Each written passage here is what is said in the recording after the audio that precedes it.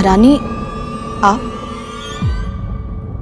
व्रत तभी पूरा होता है जब व्रत करने वाला भोग की सामग्री अपने हाथों से बनाए। और वैसे भी भोजन बनाने का अनुभव मुझे तुझसे अधिक है।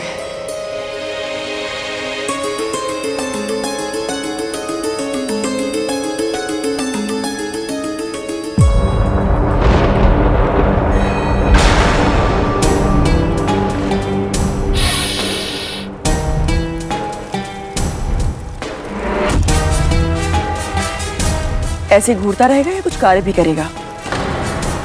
दूध का भगोना इधर लाकर रख। अकर्तव्यम न कर्तव्यम प्राणे कंठ गतैरपि कर्तव्यमेव कर्तव्यम प्राणे कंठ गतैरपि। जो धर्म, नियम और मर्यादा के विरुद्ध हो वो कार्य कभी नहीं करना चाहिए, भले ही मृत्यु सामने क्यों ना खड़ी हो। और जो कर्तव्य हो उसका पालन अवश्य करना चाहिए, भले ही मृत्यु सामने क्यों ना खड़ी हो।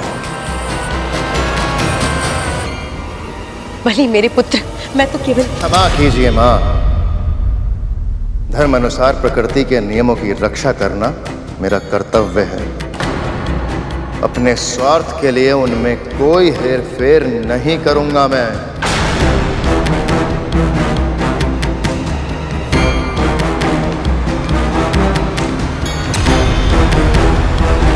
अगर बलि ने मेरी बात नहीं मानी और अगर सूर्य समय पर आ गया तो यमदूत कद्रु के पुत्रों के प्राण हरने में सफल नहीं हो पाएगा। मुझे कुछ भी करके सूर्य से बात करनी होगी और ये व्रत तुड़वाना पड़ेगा।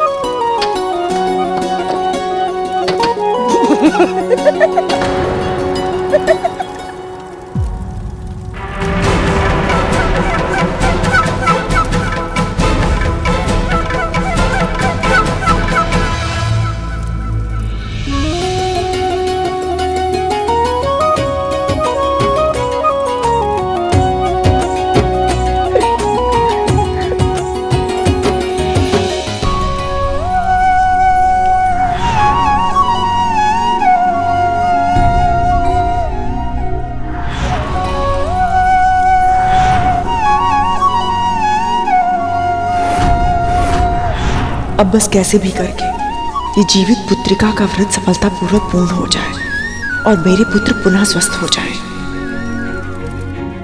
मैं चाहती हूँ कि कद्रु का व्रत असफल हो जाए और इसमें तुम्हें मेरी सहायता करनी होगी सूर्य।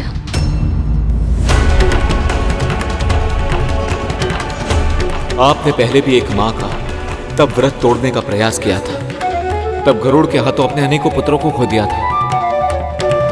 आप फिर से वही पाप क्यों दोहराना चाहती हैं दिति मां?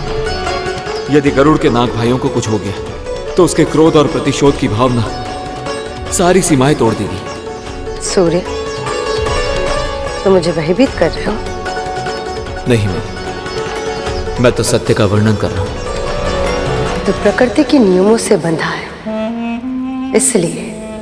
इसलिए अपनी लोक में रहने की सुविधा का लाभ उठा पा रहा है। पर मत भूल कि तुम्हारे बाकी देव भाई किस दशा में है।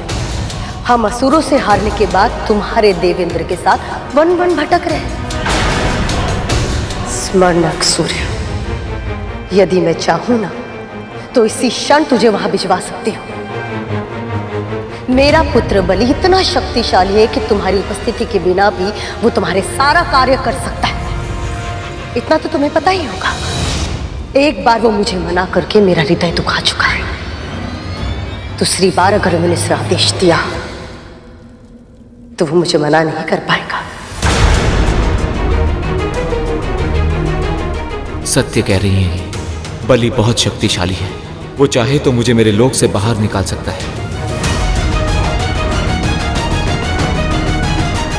दिति मां, मेरा विश्वास कीजिए, मैं आपकी अवज्ञा नहीं करना चाहता, पर समय के चक्र में व्यवधान उत्पन्न कर पाने में मैं असमर्थ हूं।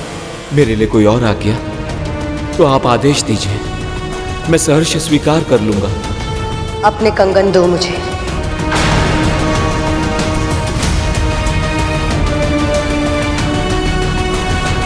आप मेरे कंगन का क्या करेंगी माँ?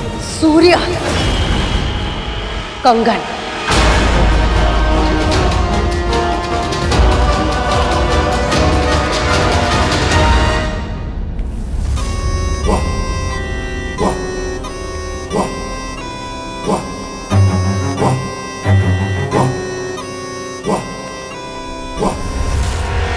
योग्य से शत्रुता और अयोग्य से मित्रता की मूर्खता की जाए तो यही दशा होती है मेरे भाइयों।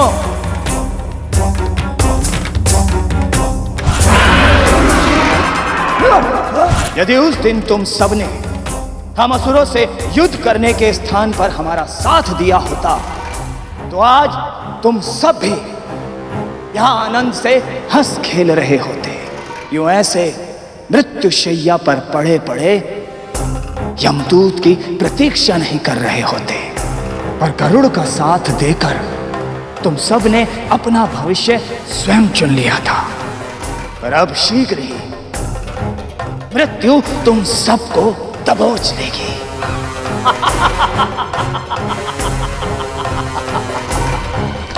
बस अब आप अपना चमत्कार दिखाइए मां। सारा भोग बन चुका है दीदी, अब बस हमें स्नान करना है। चलो वनिता।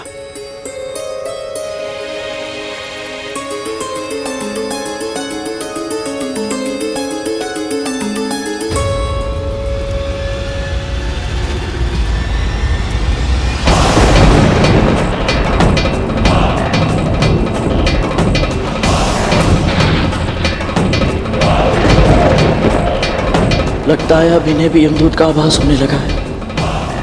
अपनी दया दृष्टि हमारे भाइयों पर बनाए रखे नारायण, हमारी माओं के व्रत को सफल बनाइए। लगता है गरुड़ को भी यमदूत दिखने लगे हैं। इसका अर्थ तो ये है कि मेरे भाइयों के प्राण और भी संकट में हैं। अरुण भैया के आने का समय भी हो गया है, मैं जाकर उनका दर्शन कर लेता हूँ। सूर्योदय से पहले स्नान करके हमें तैयार होना होगा। हाँ दीदी, प्रकाश की पहली किरण आते ही हमें सूर्यदेव को अर्घ देना है।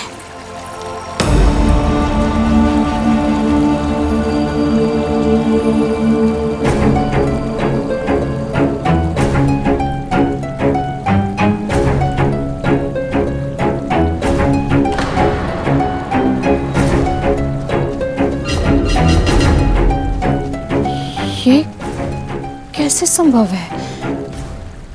मुझे तो लगा था कि भोर होने में अभी समय है।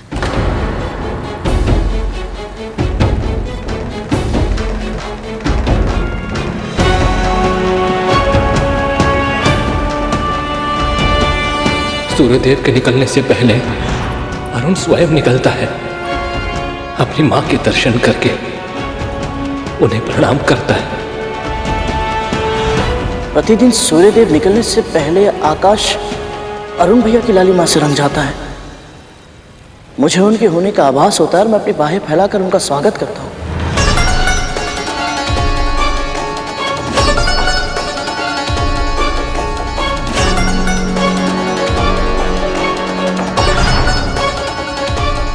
और आज ऐसा कुछ नहीं हुआ।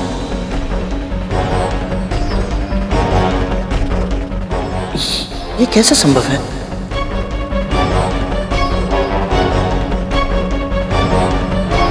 ये कैसे संभव है कि सूर्यदेव यात्रा पर निकले और अरुण भैया उनके साथ ना हो?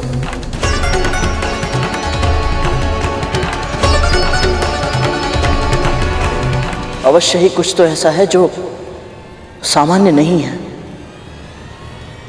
परंतु क्या?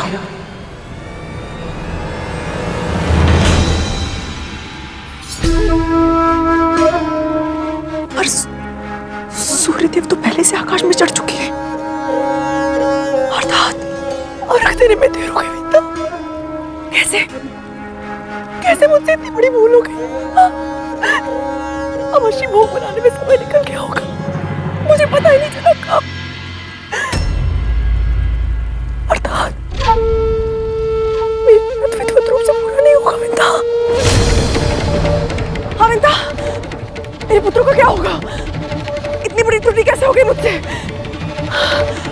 अगर मेरे पुत्र को कुछ हो गया तो सारी त्रुटि मेरी है। विंदा, भूल हो गई मुझसे, बहुत बड़ी भूल हो गई मुझसे। विंदा, कैसे हो गई मुझसे इतनी बड़ी भूल? दीदी संभालिए अपने आप को, कुछ नहीं होगा, कुछ नहीं होगा। कैसे कुछ नहीं होगा? कैसे संभालूं मैं अपने आप को? यदि मेरे पुत्र जीवित नहीं रहेंगे तो मैं जीकर क्या करूंगी?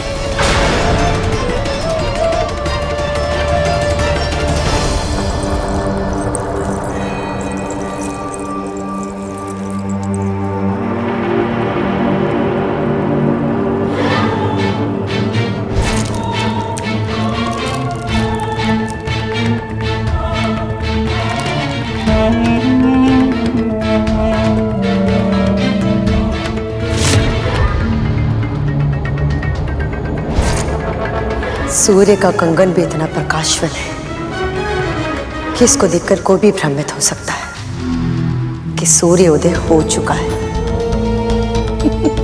और आनंद की बात यह है कि मेरी इस चाल को कोई भी विफल नहीं कर सकता, कोई भी नहीं। यदि मेरे पुत्र जीवित नहीं रहेंगे तो मैं जीवित रह के क्या करूंगी? क्या कर रही है? क्या कर रही है? आपको क्या कर रही है? आप क्या कर रही है ये? संभालिए अपने आप को दीदी।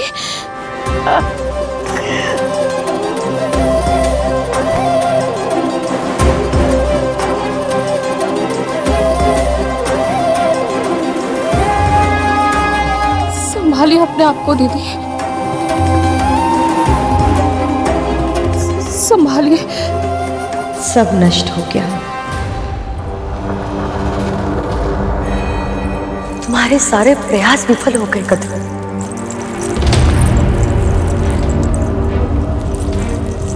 ये कैसे हो गया कद्रू? इतनी चेष्टा करने के बाद भी तुम अपने पुत्र को बचा नहीं पाए।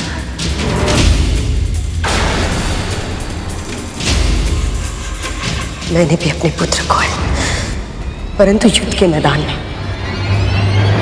वीरता का प्रमाण देते देते वीरगति को प्राप्त हुए हैं वो।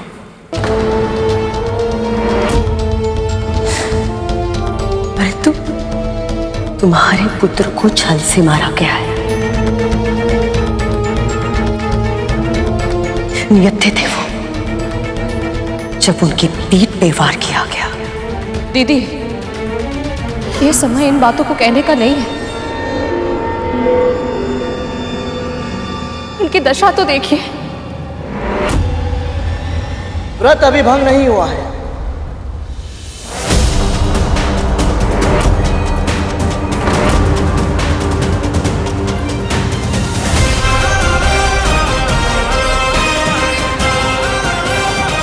ये गरुड़ क्या कर रहा है?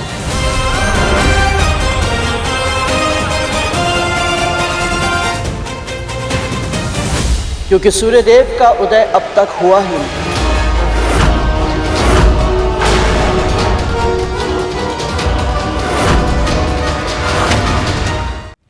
क्या कह रहा है तू? ये प्रकाश तुझे दिखाई नहीं दे रहा है? आकाश में चमकने वाली हर एक प्रकाशवान वस्तु सूर्य नहीं होती महारानी। नक्षत्र भी तो चमकते हैं।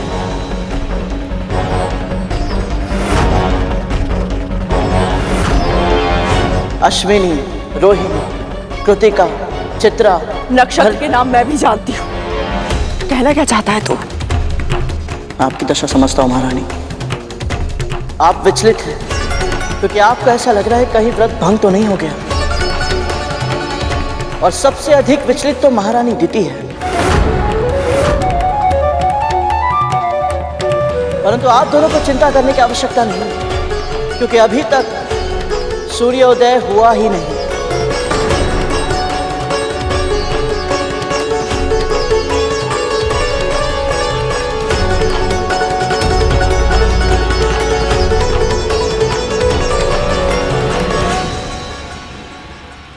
वो देखिए।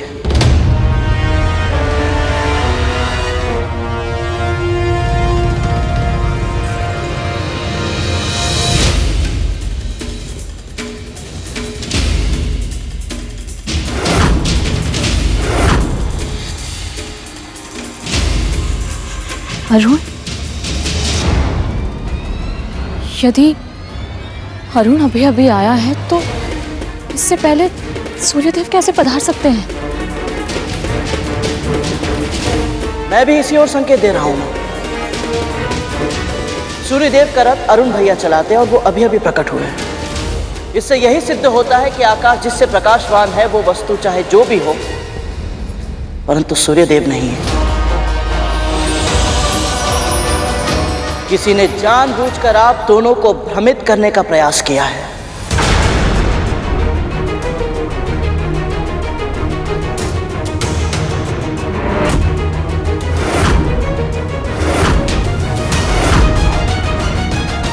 कद्रू, मुझे लगता है कि देवता तुम्हारी परीक्षा ले रहे थे। अच्छा हुआ ना कि तुम्हारा व्रत भंग नहीं हुआ। अब तुम एक काम करो, सूर्य को अर्घ देने की तैयारी करो। सही कह रही हैं ये दीदी, हमें चलना चाहिए, स्नान भी करना है हमें। चलिए।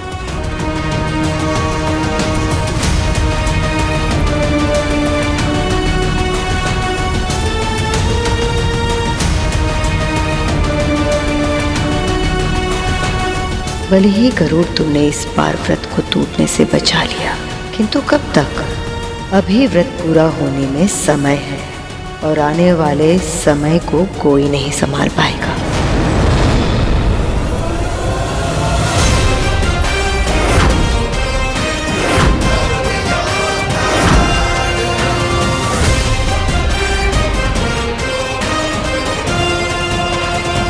दास,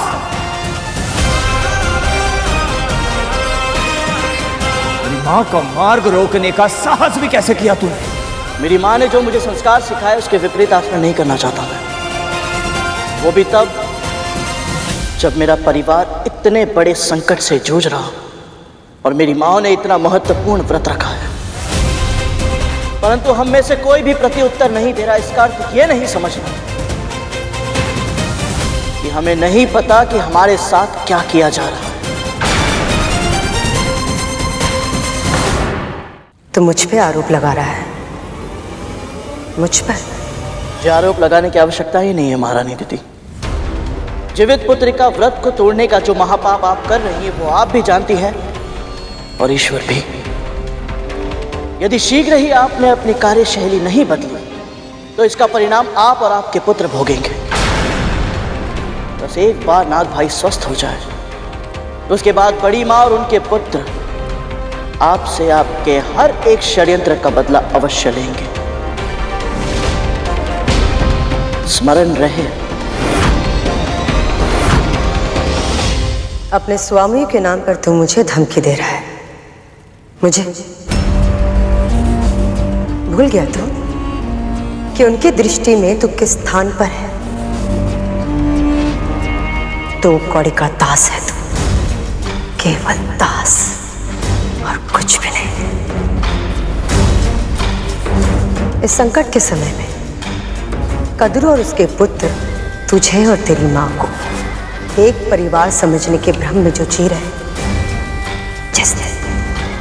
जिस दिन ये भ्रम समाप्त होगा उस दिन पहला आक्रमण वो तेरी मां पर करेगी। यदि उसके पुत्रों के प्राण चले गए तो तुम दोनों के साथ वो क्या करेगी इसकी तो केवल कल्पना ही कर सकते हो। पर यदि किसी तरह भी उनके प्राण बच गए तो ये दशा तुम्हारे कारण हुई है, तो तुम दोनों को कष्ट तो भोगना ही है। इसलिए मेरी चिंता मत करो, अपनी माँ की चिंता करो। तुम्हारी माँ चाहे कितने भी व्रत जब तप कर ले, पर ना वो अपनी नियति बदल सकती हो ना ही तुम्हारी। वो एक दास थी और तुम एक दास हो, और अनंत काल तक तुम दोनों एक दास रहोगे। वो एक दास थी और तुम एक दास हो, और अनंत काल तक तुम दोनों एक दास रहो।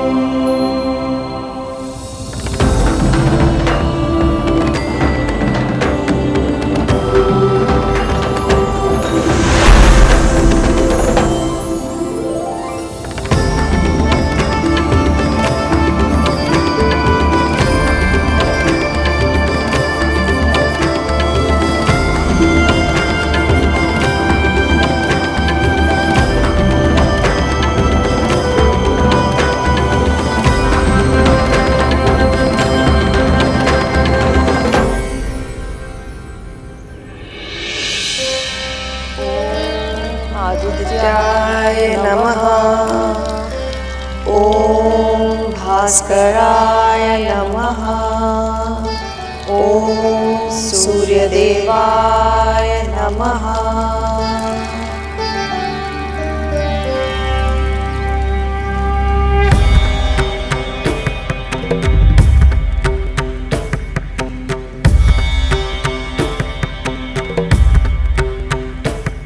आप सूर्यदेव, आपसे कुछ नहीं छुपा है।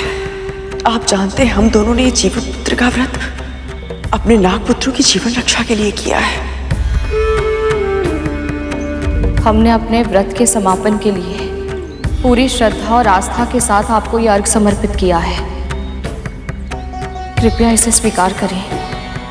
हम पर और नागपुत्रों पर अपनी कृपा करें देव, कृपा करें।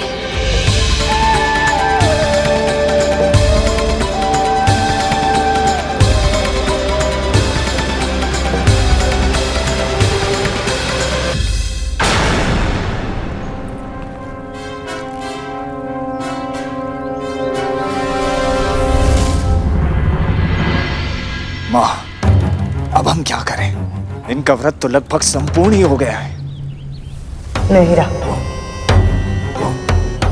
जब तक कार्य पूरी तरह से सिद्ध ना हो, उसे संपूर्ण नहीं मानना चाहिए। अंतिम क्षण में कभी भी खेल पलट सकता है। अभी मेरी अंतिम चाल शेष है। अभी मेरी अंतिम चाल शेष है।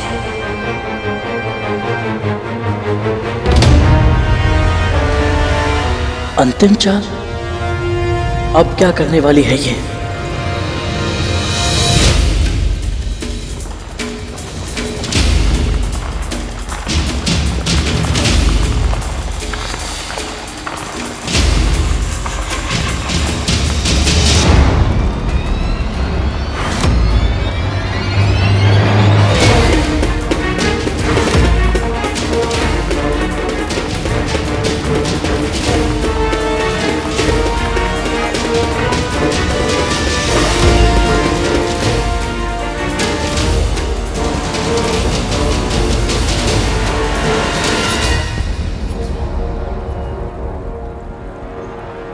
ये कैसे संभव है? क्या संभव नहीं? गरुड़, क्या कह रहा है तू? माँ, मैंने अभी अभी अपनी दूरदृष्टि से देखा। भोजन के लिए कम से कम 1 सहस्त्र ऋषि आ रहे हैं।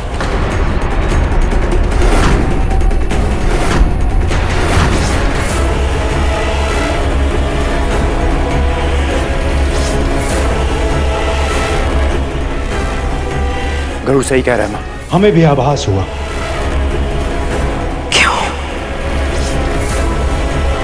क्यों हो रहा है मेरे साथ ऐसा?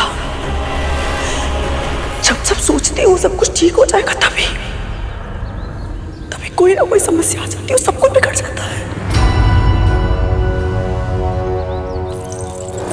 जब कोई तुम्हें मन ही मन कोस रहा हो, तो अनिष्ट के सिवा और क्या हो सकता है कद्रू? विंता को दोष देना बंद करो दीदी।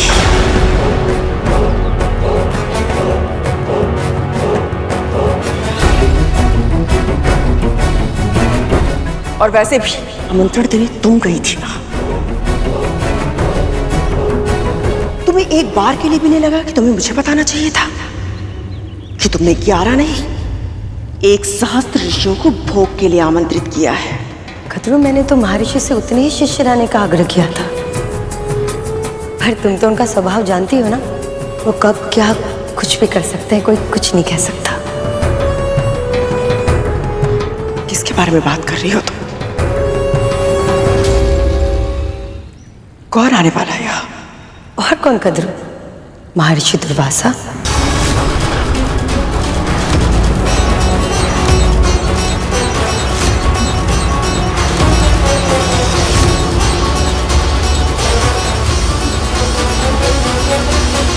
मेरी इस योजना से कैसे बचोगी कद्रू?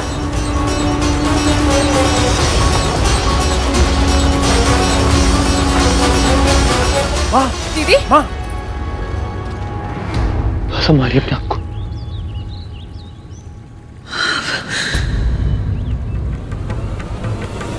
अब क्या होगा?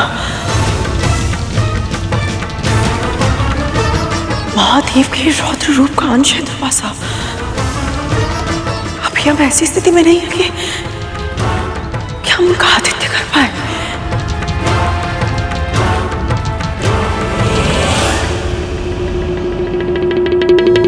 और कौन कद्रू? महर्षि दुर्वासा।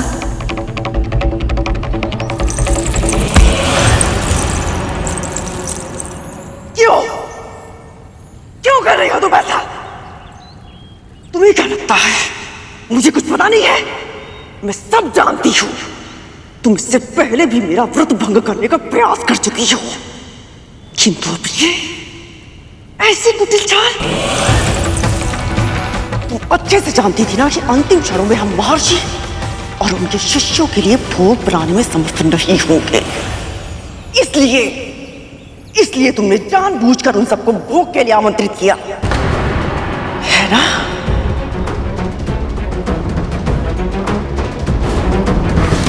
प्रणाम महर्षि। विंता और कद्रू, मेरी दोनों बहनों ने जीवित पुत्रिका का व्रत रखा है, उनके नागों के प्राणों की रक्षा के लिए। जो अभी मृत्यु शैया पर है,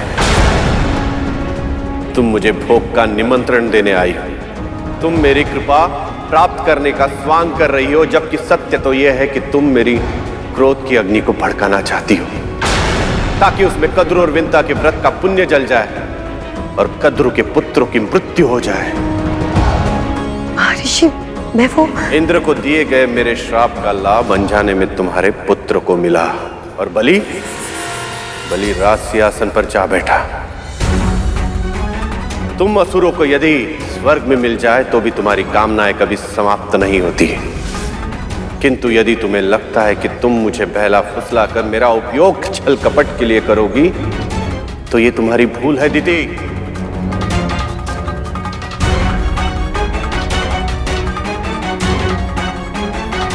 मुझे क्षमा कीजिए,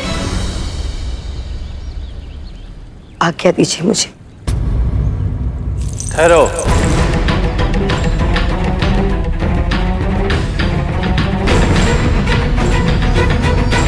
जी महर्षि।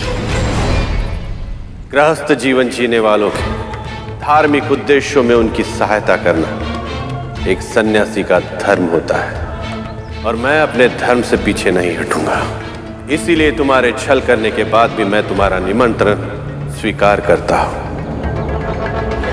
पर स्मरण रहे, वहां मेरा आना श्राप का कारण बनेगा या वरदान का, ये तो महादेव शिव शंकर की इच्छा पर ही निर्भर करता है।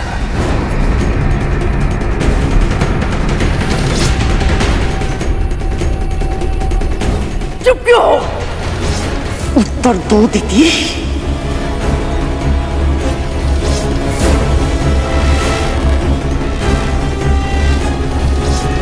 क्या लगता है तुम्हें कद्रू? इतने परम महर्षि मेरे उकसाने से भ्रमित हो जाएंगे? क्षमा कीजिए, पर यह समय इन बातों का नहीं है। कारण चाहे जो भी हो, सत्य ये है कि महर्षि अपने शिष्यों के साथ कुछ ही समय में यहाँ पधार रहे हैं। हमें उनके स्वागत की तैयारियां करनी होंगी। जानती भी है तो क्या कह रही है? कैसे करें तैयारी? कैसे करेंगे उनका स्वागत? वो भी इतने शीघ्र इतने सारे ब्राह्मणों के लिए व्यवस्था करना संभव होगा? मैंने तो यही सुना है कि महर्षि दुर्वासा को क्रोध अति शीघ्र आता है। यदि उनके स्वागत में हमसे कोई भूल हो गई तो?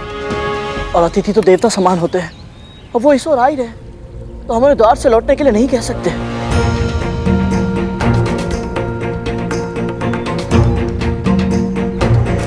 माँ,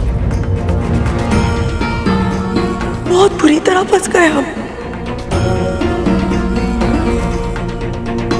इस स्थिति से बाहर निकलने का कोई उपाय नहीं हमारे पास।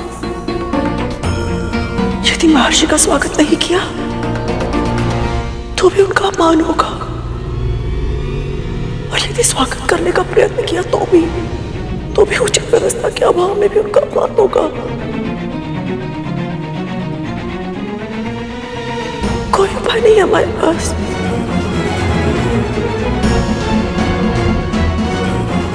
सब विफल हो गया, हमारे सारे प्रयास, जीवित पुत्र का व्रत सब विफल हो गया।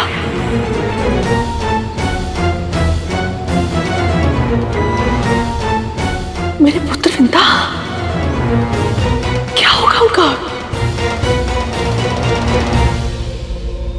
वो वापस लौटकर मेरे पास नहीं आएंगे ना? नहीं महारानी, आप हार नहीं मान सकती। मेरे भाइयों की, अपने पुत्रों की एक अंतिम आशा है आप। उन्हें अवश्य ही विश्वास है, यदि आकाश धरती एक चूना करना पड़े, उनकी मां उन्हें स्वस्थ अवश्य करके रहेंगी। महारानी, मैं मानता हूं आपके मेरे साथ कुछ मतभेद अवश्य है, परंतु आपके जिस एक गुण का मैं बहुत सम्मान करता हूं, वो है अपने पुत्रों के प्रति आपका समर्पण। जब उनके हित का प्रश्न आता है तो आप अपने प्राण संकट में डालने से पहले एक क्षण भी नहीं हिचकिचाते। इसलिए अब जब वो आप पर पूरी तरह से निर्भर है महारानी, तो आपको भी अपने कर्तव्य का पालन करना ही होगा। परिणाम की चिंता मत कीजिए, क्योंकि मां कहती है जो भी होता है नारायण की इच्छा से ही होता है।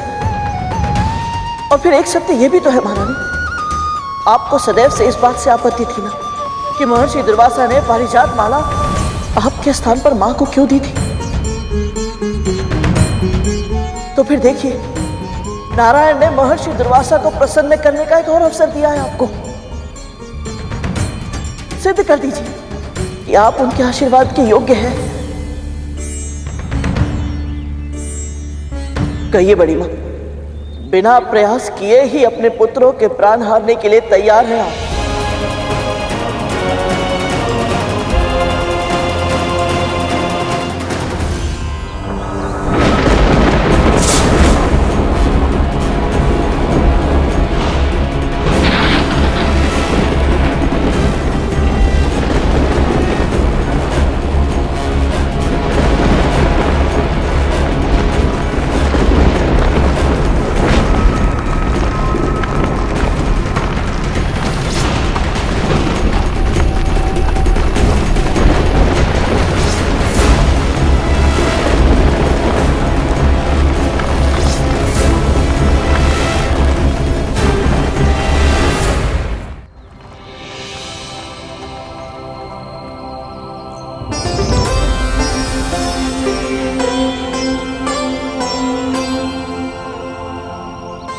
मैंने कभी कल्पना भी नहीं की थी कि आप जैसे महान ऋषि और इतने सारे शिष्यगणों की सेवा का अवसर मुझे मिलेगा। आपका बहुत बहुत धन्यवाद जो आप यहाँ पधारे।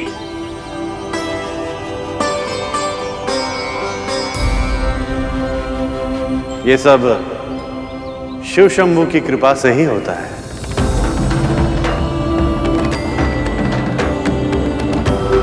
महर्षि, मेरे चरण धोने से पहले यदि आप भीतर प्रवेश कर गए तो मैं स्वयं को क्षमा नहीं कर पाऊंगा।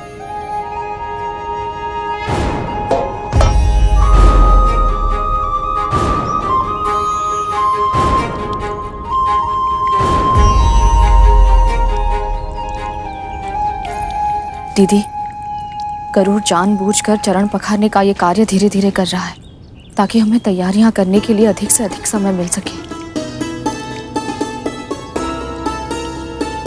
हमें कम से कम समय में अधिक से अधिक कार्य करने होंगे। सबसे पहले कुशा के आसनों का प्रबंध करना होगा ताकि महर्षि और उनके शिष्य विराज सके। कौन करेगा ये कार्य? और सेवक और स्वामी में कोई भेद नहीं रहेगा कालिया। चल। जी भैया।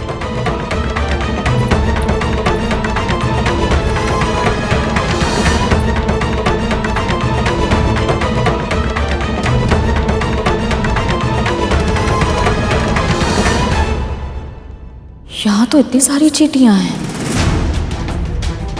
यदि ये चींटियां महर्षि और उनके शिष्यों के सामने आ गई तो मुझे यहाँ चारों ओर रंगोली से सीमा रेखा बनानी होगी ताकि ये चींटियां भोजन के आसपास ना जा पाए।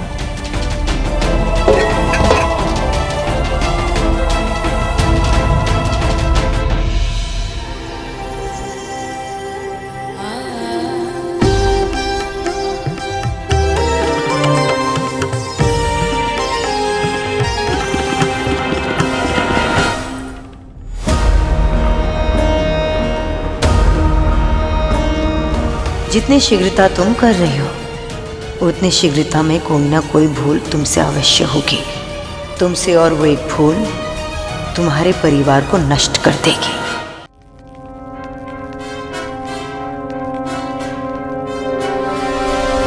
आइए महर्षि, आप सभी बताइए।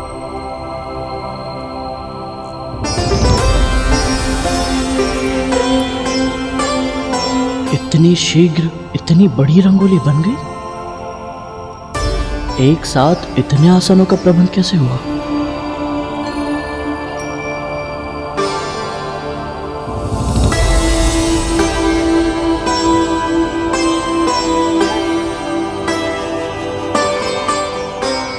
तो इन दोनों ने एक साथ रंगोली बनाई है। वाह शिव शंभु, संकट के समय आपने इन दोनों बहनों को एक साथ लाकर यह सिद्ध कर दिया है कि आपके सृष्टि में कुछ भी असंभव नहीं। गरुड़, शीघ्र जा और सबके लिए फल और कंदली के पत्ते लेकर आ। तब तक मैं कदरू दीदी के साथ मिलकर भोजन की तैयारी करती हूँ। जी माँ। क्षमा कीजिए महर्षि, माँ ने कुछ कार्य दिया है, मैं बस अभी आया। आज्ञा दीजिए।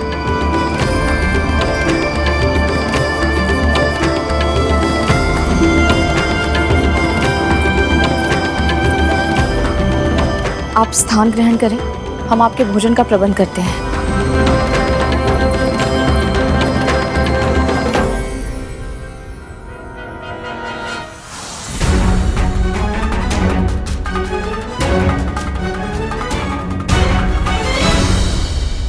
व्रत भले ही विंता और कद्रू ने रखा हो, किंतु हमें आमंत्रण तुमने दिया है दीदी। इसीलिए यहां जो होगा उसका उत्तरदायित्व उन दोनों के साथ साथ तुम्हारा भी होगा।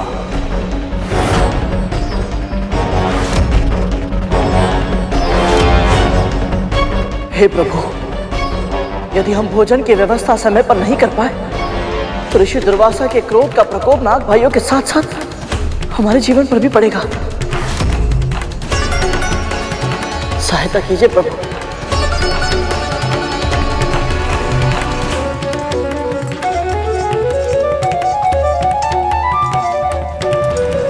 हे प्रभु, व्रत को सफल करने में हमारी सहायता करें। अब तो केवल आप ही हमारा सहारा है। यदि हम ऋषि दुर्वासा और उनके शिष्यों को भोजन ना करा पाए तो उनके क्रोध का सामना हम कैसे करेंगे?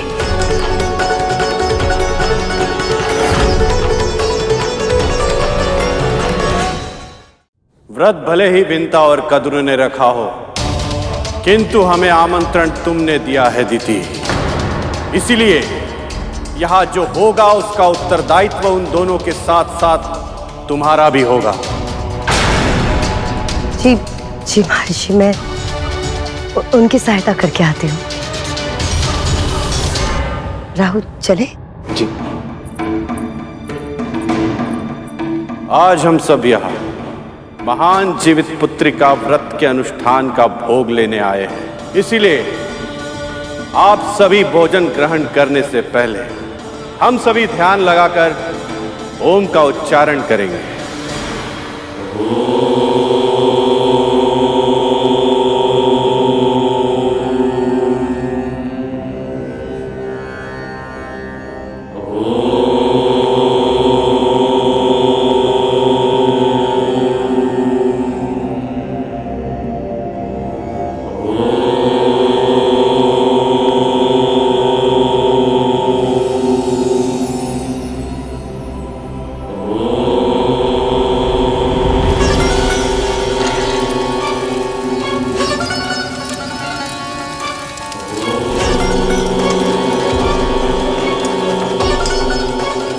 ये गरुड़ कहाँ रह गया?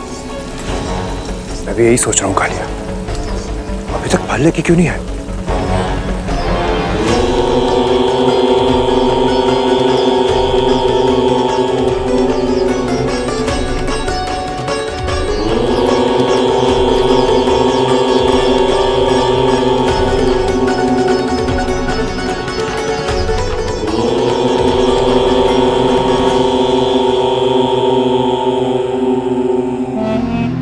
जब ये महर्षि आवेश में आकर अपनी पत्नी को वृक्ष बना सकते हैं, तो सोचो राहुल, क्रोध में आकर ये कद्रूस के पुत्र विंता और गरुड़ इन सबको क्या क्या बना देंगे, इसकी तो कल्पना ही अद्भुत है।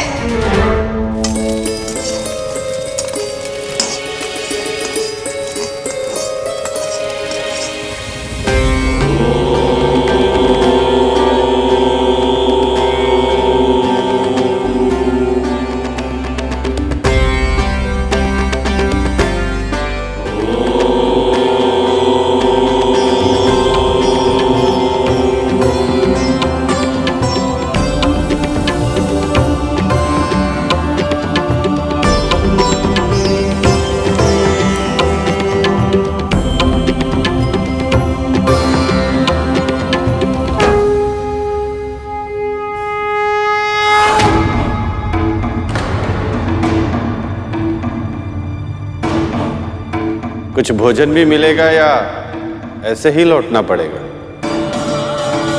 बस अभी आया महर्षि।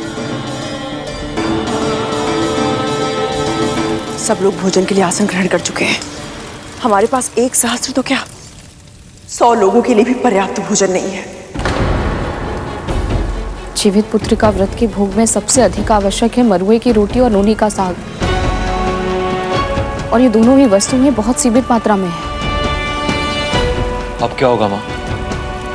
अब क्या, इतने कम समय में और कहीं से प्रबंध किया भी नहीं जा सकता। हाँ, कोई ना कोई उपाय तो अवश्य होगा जो केवल आप कर सकती है। मैंने देखा है आपके हाथों में चमत्कार करने की क्षमता है। माँ, मुझे जब भी भूख लगती थी आप कैसे भी करके कोई ना कोई उपाय से मेरे लिए कुछ बना देती थी। माँ, कुछ कीजिए ना माँ, आपसे अपेक्षा है। ये तो तेरा अपनी माँ के लिए स्नेह है गरुड़, तभी तुझे लगता है कि मैं करती हूँ, पर करने वाली तो केवल माँ अन्नपूर्णा है। अन्न की देवी हैं वो। उनकी महिमा इतनी अद्भुत है कि स्वयं महादेव शिव शंकर भी उनके भोजन के लिए भिक्षुक बन गए थे। इसलिए मुझे पूरा विश्वास है, यदि हम पूरे मन से माँ अन्नपूर्णा का ध्यान करें, उनसे प्रार्थना करें, तो हमें हमारे प्रयासों का फल अवश्य मिलेगा। ये सब करने से हमारी समस्या का समाधान कैसे होगा वो मैं नहीं जानती, किंतु हाँ, माँ अन्नपूर्णा अन्न की देवी है। मैं प्रार्थना अवश्य करूंगी उनसे।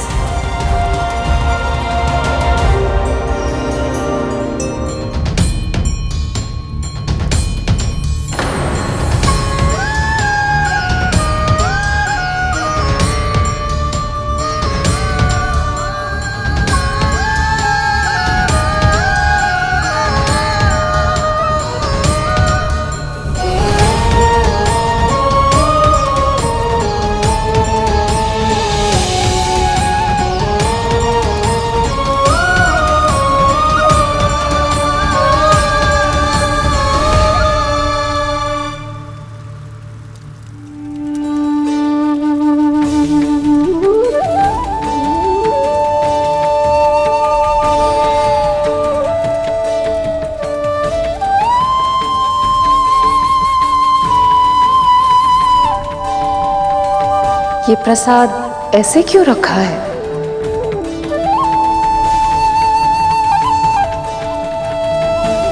माँ, आप कौन है? माँ कहा है तो माँ ही समझ लो।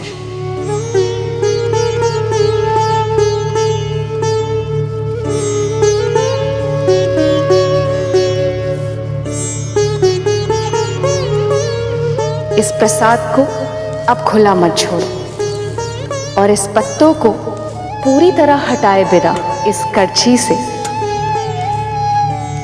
प्रसाद बांटना आरंभ करो। क्या सोच रही हो?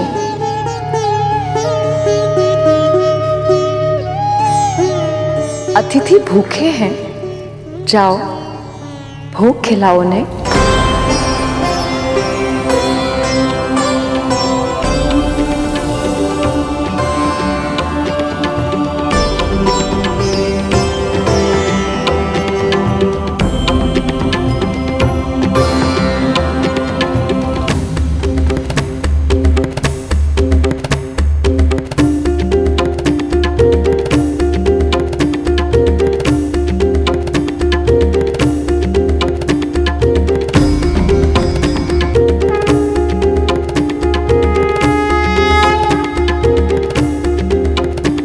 जल्द ही भोग का खाना कम पड़ने लगेगा और क्रोध में आकर ऋषि दुर्वासा इन्हें श्राप दे देंगे।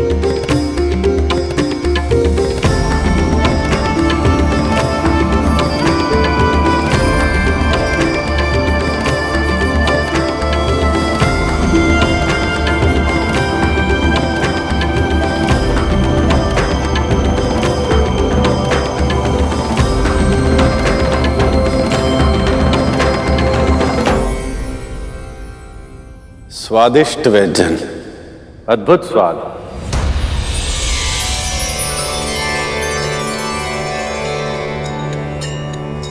और थोड़ा और।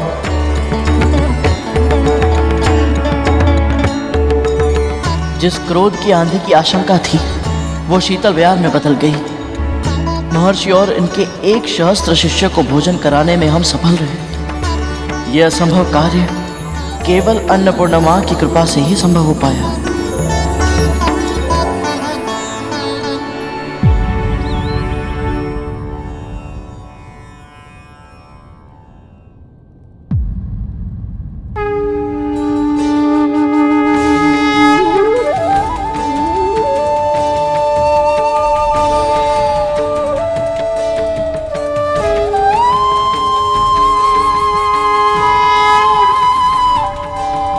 मां अन्नपूर्णा अब स्वयं आई और हमारे बनाए भोजन को अपना आशीर्वाद दिया।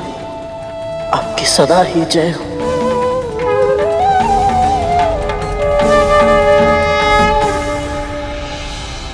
बहुत ही स्वादिष्ट भोजन था, आनंद आ गया। आपने यहाँ पधार कर हमारे व्रत को सफल बना दिया महर्षि।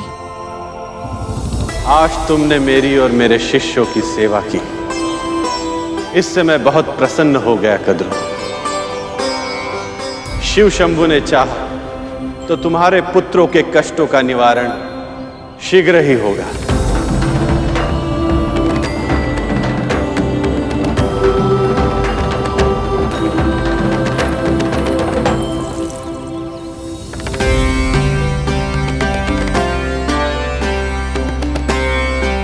तुम दोनों में अपार संभावना है। शंभु की कृपा से तुम अपनी योग्यता के सबसे ऊंचे शिखर को प्राप्त करो। इतने शक्तिशाली बनो कि संसार तुम्हें सदा स्मरण रखे।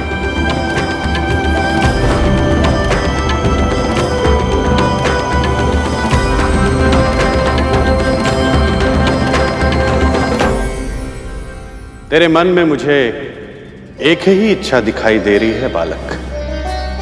बहुत शीघ्र ही तू उसे पूर्ण करने का मार्ग खोज पाएगा। बस आपका आशीर्वाद सदैव मेरे साथ रहे महर्षि।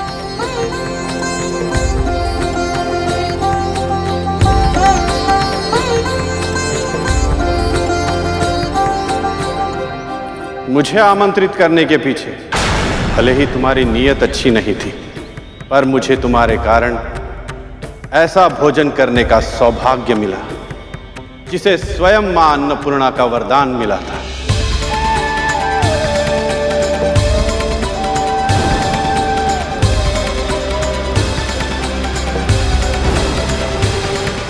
ऐसे महाभोग के बाद क्रोध का शमन हो जाता है और मन परम शांत हो जाता है। इसीलिए आज मैं तुम्हें कोई श्राप नहीं दूंगा, पर एक चेतावनी अवश्य दूंगा। जो व्यक्ति जैसा बोता है वही पाता है। इसीलिए अपने कर्म संभालो दीति। तुम्हारा आत्मविश्वास चरम पर है, क्योंकि तुम्हारे पुत्रों को संजीवनी विद्या प्राप्त है। पर स्मरण रहे, अमर होने के उपाय और भी है।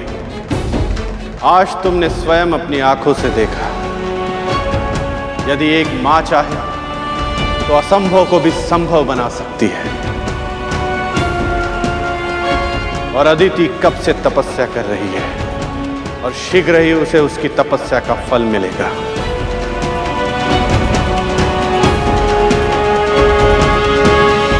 पर उसका परिणाम तुम्हारे पुत्रों के लिए कैसा होगा, यह तुम्हारे कर्मों पर निर्भर करता है।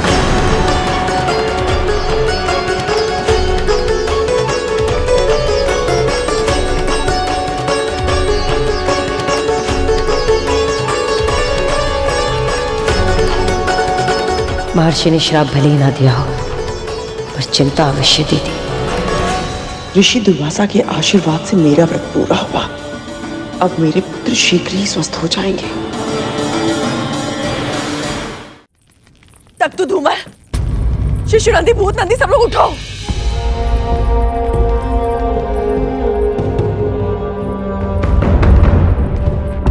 शिशु नंदी, पुत्र उठो, पुत्र। धूमल, धूमल उठ भाई, धूमल उठ। आंखें खोलो अपनी, सुनते क्यों नहीं हो? देखो हमें। पुत्र, पुत्र, उठ जाओ।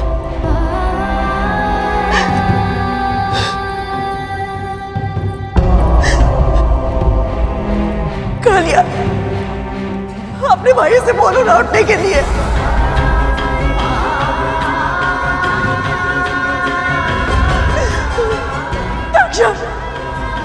अपने भाइयों को उठाओ ना।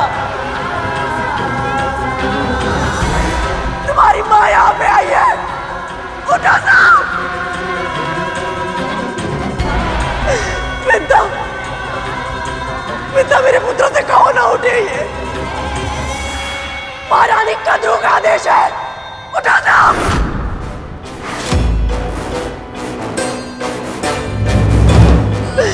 विद्या,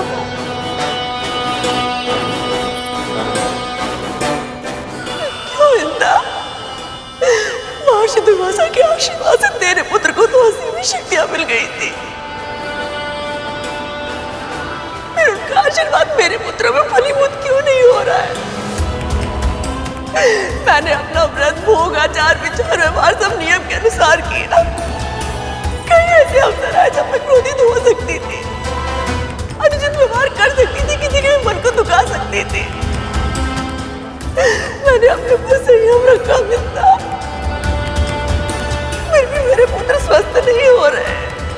क्यों विद्या, क्यों?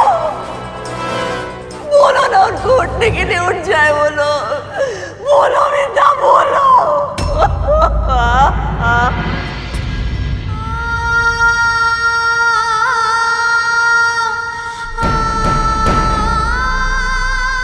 मेरी भक्ति में क्या कमी रह गई विद्या, क्या कमी रह गई?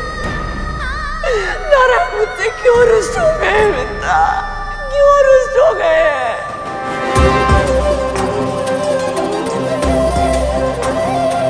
उठ जाओ, उठ जाओ।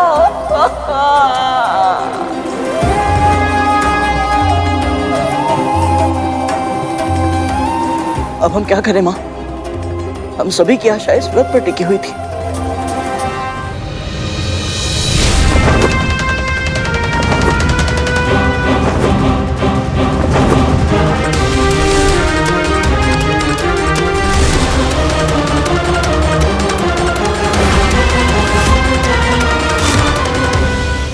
परंतु निकल जाओ।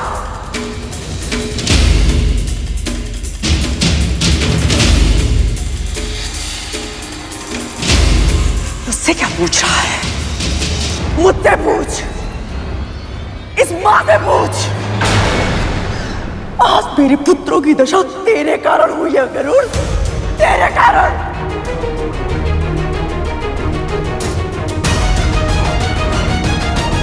यदि मेरे पुत्रों के प्राण चले गए, उनकी हत्या का पाप तुझ पे लगेगा। जीव हत्या का ऐसा महापाप है जो सैकड़ों वर्षों तक प्रायश्चित करने के बाद भी नहीं उतरता। और तू तो प्रायश्चित कर भी नहीं पाएगा। तू अपनी मां को संसार का सारा सुख देना चाहता था ना? यदि आज के बाद मेरे पुत्रों ने मुझे मां कहकर नहीं पुकारा, तो तेरी मां के जीवन में दुखों के अतिरिक्त कुछ नहीं बचेगा।